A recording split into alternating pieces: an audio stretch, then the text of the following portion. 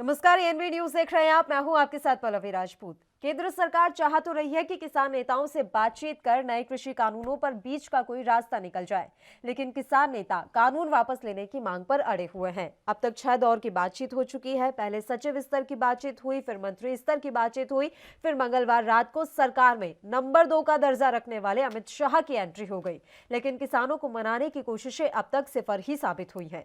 पिछले शनिवार सूत्रों के हवाले से इस तरह की खबरें भी आई थी कि किसानों की बैठक से पहले प्रधानमंत्री नरेंद्र मोदी ने भी वरिष्ठ मंत्रियों के साथ इस मुद्दे पर बैठक की। केंद्र सरकार ऐसे बातचीत से संकेत देने की कोशिश कर रही है कि सरकार अपने रुख पर अड़ी हुई नहीं है। बड़ा दिल दिखाते हुए उन्होंने किसानों की बात पर विचार किया और कानून में कुछ संशोधन के लिखित प्रस्ताव भी उन्हें बुधवार को भेजे। किसानों ने सरकार के लिखित प्रस्ताव को ठुकरा दिया है। साथ ही सरकार ये बात भी स्पष्ट तौर पर कह रही है कि नए कृषि कानून वापस नहीं लिए जाएंगे। ऐसे में सवाल उठता है कि आखिर सरकार ये कानून वापस लेने को तैयार क्यों नहीं है? क्या इसके पीछे केवल राजनीतिक वजह है या फिर कुछ कृषि क्षेत्र के अर्थशास्त्र से भी जुड़ा है?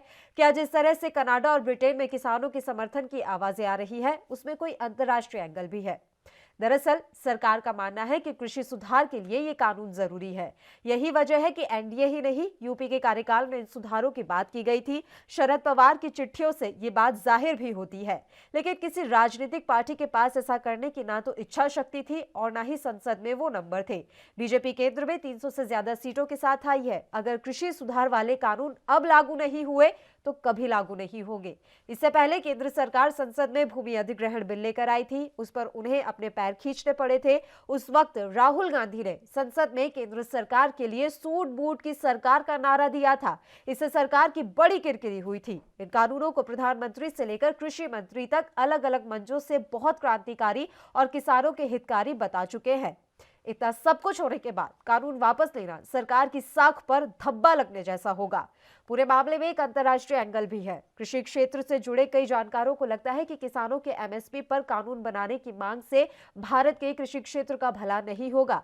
विश्व व्यापार संगठन के मंच पर भारत अपनी फसल की कीमतों का बेहतर मोल भाव नहीं प्राप्त कर पाता है। इसके पीछे की एक वजह भारत की एमएसपी व्यवस्था है। भारत सरकार जिन फसलों पर न्यूनतम समर्थन मूल्य देती है, अंतर्राष्ट्रीय बाजार में उसे फसल पर दी गई सब्सिडी के तौर पर देखा जाता है।